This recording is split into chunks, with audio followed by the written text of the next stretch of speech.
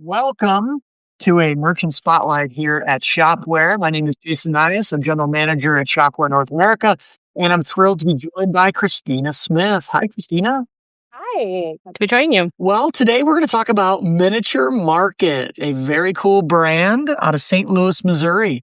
Christina, I'd love it if you could introduce us to who is Miniature Market. So we are an e-commerce in the tabletop gaming industry here. We just celebrated 20 years this past year and everything, so excited on that. We're based here in St. Louis, and we've got 2 brick and mortar stores here in St. Louis as well. Talk a little bit about who your customers are. I mean, so Shopware, obviously a global company with roots in Germany. And when we tell people that we won and now we're live and working with Miniature Market, it's a brand that people know all over the world. And there were quite a few people in Germany who were really, really excited about your company and us working together. So who are the people that you guys serve? Who's the customer? We obviously are here based in the United States, and that is where our primary customer base is. However, in the board game tabletop realm, Europe is a huge, huge market for that. So, a lot of our publishers are there in Europe and really close partners of ours. And we do ship worldwide, so we've got customers over there as well. But when we talk target market, we literally have customers aging from young kids just learning all the way up to, 80 and 90-year-old customers as well. You bring the families and people communities together. That's what I love about it. Talk a little bit about some of your games. What are some of the big sellers? What are flying off the shelf these days? As I said, anything that can bring a family together at a table is what we focus on. So obviously in that card game realm, we've got, Pokemon is forever a fan favorite, especially with my 9-year-old. And then, right now we've got One Piece that is definitely continuing to grow and shine there as well. In the board game realm, there's always something new coming out. So, on average, we'll have 50 to 100 different games that could launch in any month with it. So it kind of continues to be an ever-changing thing. And we've got, if you look at our 2025, top sellers, they can range from something as simple as the Flip 7, a small $8 card game that can be played with a group from 2 to, 20 and everything, up to, our epic games and everything, like a Slay the Spire or something that's $100, game that is really, really going to bring in that long experience. Miniature Market got founded more in the tabletop miniature realm. So we've also got all of our war games and things along that. So whether it be, Warhammer, War Machine, all of our, Star Wars games and everything along that line too. Those are definitely fan favorites. Amazing. Well, one of the things we love to spotlight here at Shopware are businesses who just don't fit into the normal box of traditionally kind of classic e-commerce. Miniature Market is in that category. You guys are a complex business. Can you share a little bit about some of the complexities at Miniature Market that make your use case so interesting? Yeah, absolutely. So we are, a hobby store.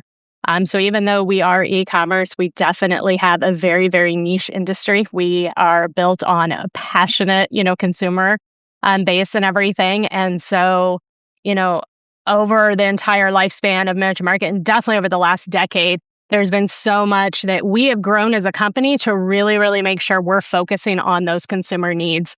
And that can range from stuff in as simple as, we take pre-orders. We have games that will get announced that are coming and everyone's very, very excited and wants to know about those. And unlike in some industries, our release timeframe for our pre-orders can ebb and flow a lot. So we have to be able to, work with both publishers and consumers when it comes to those changing dates and changing availability. We have features, on our website that really cater to what those consumer needs are, such as our customer hold program. So, a consumer may get really excited about a new game that came out and want to make sure that they can secure a copy of that game. However, they're not quite ready to have it shipped. So they may place that order and it may sit in our warehouse for a couple months until they find the next game that they can't live without and, be able to combine those and get them shipped. So we've got a lot of different things, in that line. And then also, I think even just the size of our catalog makes us a little bit unique to a more, boutique or other industry with it. So, we can range from 30,000 plus, SKUs and everything when we take in the collectible card games and when we're selling those individual cards, or in the tabletop realm, the individual miniatures that, can continue to add and add to that SKU base. So it's a very complex SKU base there too.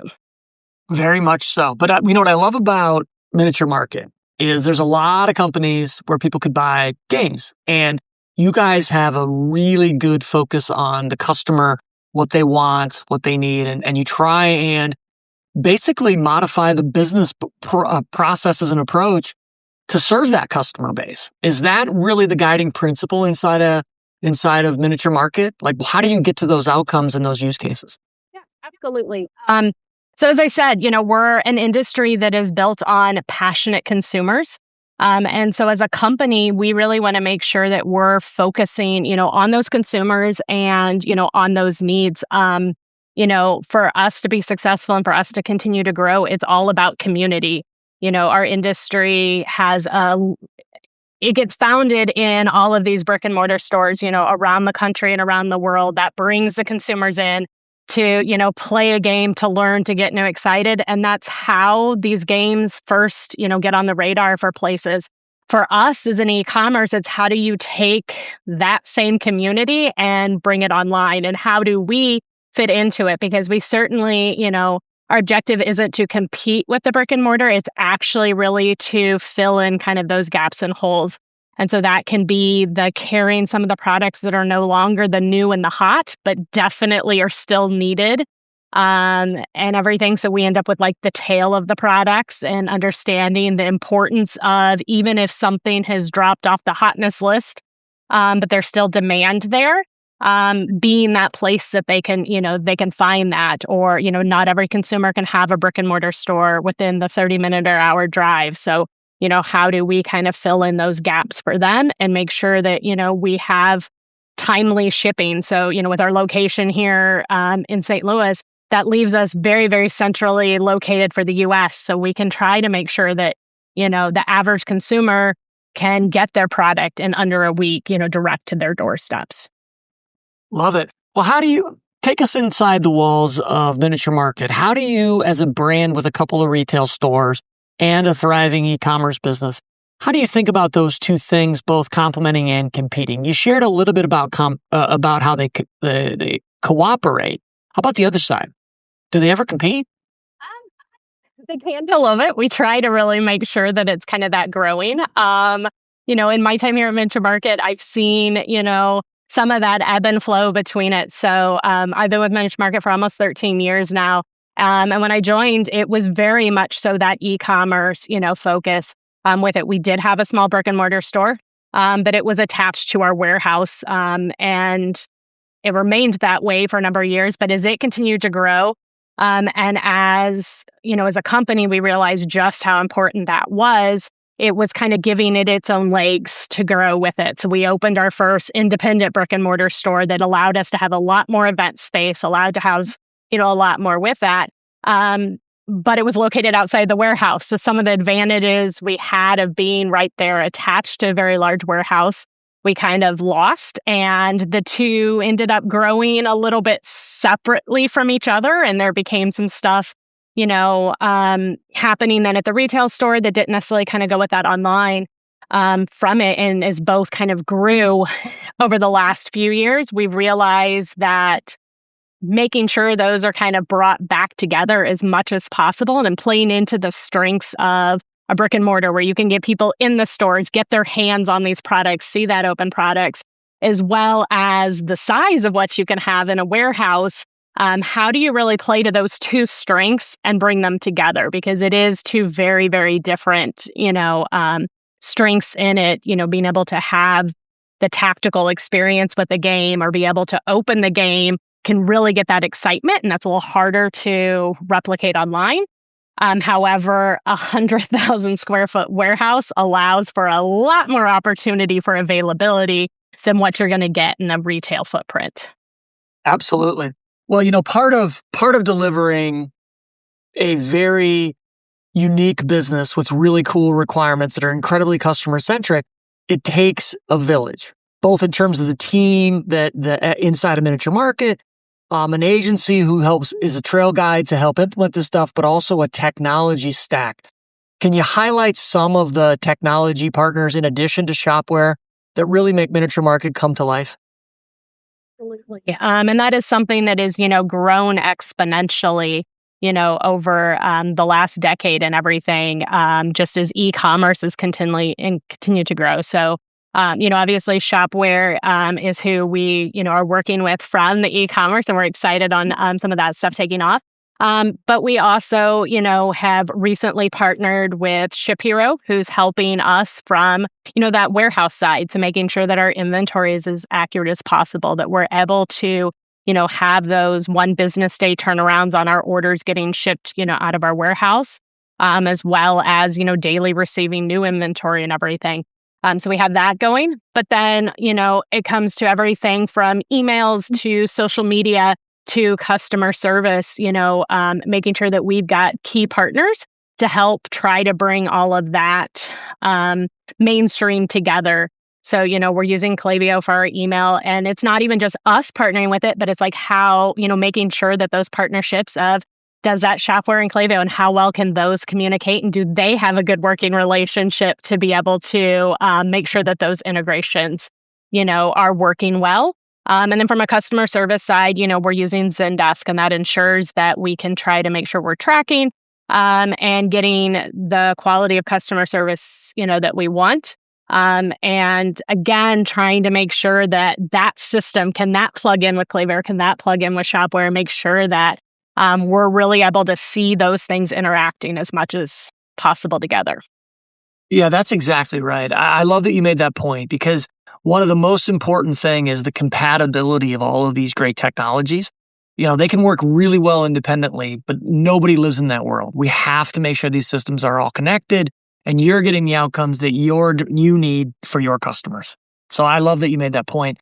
I happen to also know that we use Patchworks as an iPaaS provider as part of the relationship. That also helps connect a lot of different systems as well. Yeah, absolutely. And we were using them, before we were moving into that Ship Hero system and everything too. And again, finding those integrations to work from it, because as you said, none of them work independently. And for us, even with our size of what we are for an e-commerce, we are a small business and a small, company or whatever. So, my marketing specialist needs to work directly with my customer service. It needs to work with all of that. And, they're all in each other's systems, with it, because it's not necessarily large departments that are isolated, but instead, a very cohesive match between all of those. Absolutely. And I'd be remiss if I didn't also mention that you guys use PayPal as your payment infrastructure. You want to speak a little bit about that for a moment, and then we can talk about agentic. So, we have used PayPal the entire time I've been with, Miniature Market. That has continued to evolve and grow. It's not just the payment processing, but it's also, when we look at fraud management and everything along that lines with it. After our switch, to Shopware, and as everything has kind of grown with that, we were able to, with the capabilities of Shopware and with our relationship with PayPal, we were able to this year expand those payment options for our customers. So, Apple Pay and Google Pay are now available. They weren't something we were able to offer before. So really excited, from that, because again, as e-commerce and in a fast-paced world that's always going, any of those barriers that we can remove for a customer to be able to find what they want and get to checkout as quickly and as seamlessly as possible, is so important. Yep. And, you have one of my favorite people in e-commerce, Mode, who's your CEO. She's a hard driver. I always want to try and please her. And we have PayPal as an investor in Shopware. And we were talking about trying to drive an agentic commerce experience for PayPal Shopware clients in North America. And Mode was my first call. And I said, hey, let's run this pilot. And so today, if people search for games inside of ChatGPT, you can actually buy Miniature Market products without ever leaving the chat. And that's powered by PayPal and Shopware. So little shameless plug there, Christina. Yeah, no, I mean, something we were definitely excited, to be a part of as we kind of continue. As I said, we are in a time right now where I think when it comes to e-commerce, when it comes to those AI stuff, everything's kind of quickly changing with it. And, as much as we can kind of continue to explore what those options look at, as long as they're in something that really kind of can stay true to those brands and make sure that the quality of service for the customer is always that number one priority there. So really excited for what's to come with that. Fantastic. Okay, so now you're on Shopware. Tell us a little bit about what the before looked like. Talk about what you were on for how long, and what was the compelling event that said, okay, we probably need to make a switch. Maybe start us there. So we had previously been on Magento the entire time I have been with, Miniature Market and everything. And we've been on the need to continue to grow and adapt for a little while now with it. So we were actually on a very custom built system. So we were not on a currently supported system anymore. Even on Magento, it was what they consider, their enterprise or very baseline. That's what the website had been based on. But everything was kind of being custom coded and everything else from it. Which left us in a point as we continued to try to grow as a business and as we wanted to look at, what are those new options that we can offer to our customers? Going back to the Apple Pay and Google Pay, we'd had conversations with PayPal of like, how do we get these quick checkout buttons available, for our consumers? And because of where our system was right then, it just wasn't really doable. For us to add a lot of the features we want, we did not have the stability in the back end anymore to do it. When you get to a level of customization that we have, you try to put in one of these plugins or one of these compatibility things, that we were talking about before, and they're not compatible. Something else tends to break because you've got so much, custom coding in there. So you go to plug this in and, something else kind of falls, it interferes with some other customization that we had.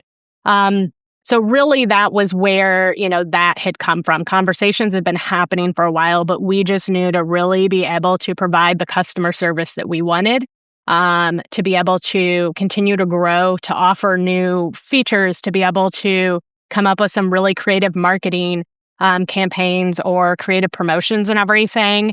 We needed to look at what that system was, because there was a lot of things that to many sites and, to when I'd have a new team member join that like, oh, this should be an easy thing. And it just wasn't easy. We were spending a lot of work trying to figure out how do we make the system do what we want to do.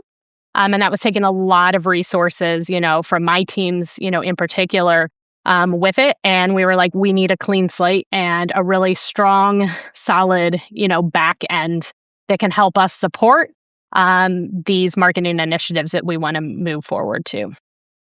Yeah, you said something really interesting there. When you you said a lot of interesting things, but one of my favorite things was when you onboard new employees and you have to explain to them the way something works. And it's like kind of scratching your head, like, why does it do that? And nobody really knows, but you still have to do it this way. Otherwise it'll break. That's such an interesting story. Yeah. Okay, I'm going to put you on the spot. Hopefully you can come up with something. What do you like the most about the Shopware implementation that you have? What is the cool feature, or, you love Victor over in Europe, just whatever it is. I love the possibilities. Right now, as my marketing specialist or customer service or someone was like, well, what about us trying this, or what about doing this? I love those possibilities of what we have with it. The first 6 months we spent, with Shopware, definitely, as we talked about at the beginning of the store, we're not we're not a simple e-commerce. So we had a lot of little things to kind of figure out and make sure could support what we needed as a company and what our customers needed. And as we've got more and more of that stabilized, now it's, really being able to come up with, fun promotions that we get to start throwing, to our customers being able to have these integrations that we talked about, actually being able to communicate and work. So it's really that possibility of being able to start having fun with the system and rolling out, new and exciting things for our customers. Good answer. I knew I'd put you on the spot. You're also supported by a really good agency called Solution 25. Do you interact with them a lot directly? Actually, our main point of contact, with our project lead over there. So, that has been another part of this. It has really kind of changed how we were operating before. So working directly, with Solution 25 is a small company. We don't have a huge IT department or anything like that. However, IT is what is driving, our entire business. Partnering with Solution 25 has us with, a group of amazing developers that are kind of at our fingertips. And so depending on, what we're looking at, a lot of times they'll have someone who has done that for a different client before, has experience here. And so being able to work with that team, it's helped us be able to take some of those, items I talked about of us getting excited or wondering like, well, what if someone there normally has the answer to, how do we bring that to a reality within, that Shopware environment? Fantastic. Well, Christina, what I love the most about e-commerce and getting to work with merchants like you is when all of these ingredients all come together. You've got a customer obsessed brand like Miniature Market. You have complexities in your business that result from that you need ways to simplify and automate, but you aren't willing to sacrifice and live without them because they're customer important. There's the need for a robust ecosystem of world-class technologies that can plug in seamlessly, and the ability to lean on experts like Solution 25. That is kind of the Shopware story in a nutshell. So, Christina, thank you so much for being our guest today. We really love all of the people there at Miniature Market and love working with you guys. So thank you.